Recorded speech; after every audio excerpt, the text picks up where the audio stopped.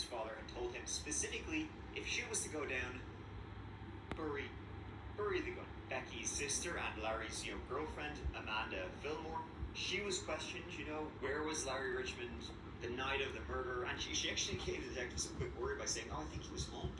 We were just kind of chilling all night, watching a flick. But then she remembered, oh yeah, no, actually, I had no idea where he was that night. I'd actually been looking for him. And she had texts to prove that she had been calling him, like, where are you? So, Larry Richmond Sr. has no alibi for the night of Robbie Doerr's murder. At this stage, the police were believing that the murder weapon had been buried, as Junior had been told, to bury it if shit goes down. The police were like, well, the most likely place it would be buried would be in Amanda's home where Larry Richmond Sr. was living. They found him on CCTV with a bag that looked like it was probably filled with guns. They dug up, the backyard, all around the place. They did actually find a bag filled with guns, which again meant Senior was up shit creek as a felon. That's a big no-no, but they did not find that silver Taurus Judge, the murder weapon. All of the guns they found had their serial numbers filed down, so he was clearly up to no good, and that meant he was up shit creek. That all presented some serious felony charges for Senior. He pled out and ultimately got 5 years for that.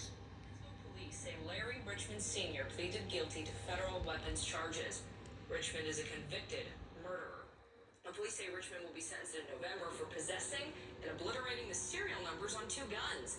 February, on the 1-year anniversary of the murder, EPD named Richmond a person of interest in the death of fireman Robert Doerr.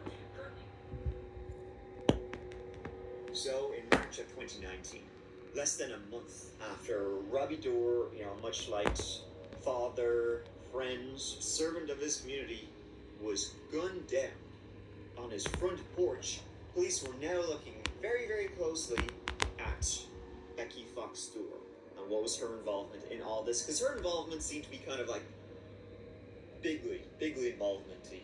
It was a day after detectives found that big old box of guns that they finally moved to arrest her, but not for murder, not yet at least. Instead, it would be for the obstruction charges, her denying the phone calls. She bonded out, and while she nervously awaited a potential trial, Becky's son, Robbie's stepson, Nathaniel, contacted the police wanting to talk to the detectives handling the case. See, he had found something interesting. It would turn out that on the day of Robbie Doerr's funeral, they were getting, plenty of, sympathy cards, mass cards, all that kind of thing sent to the family, God rest his soul.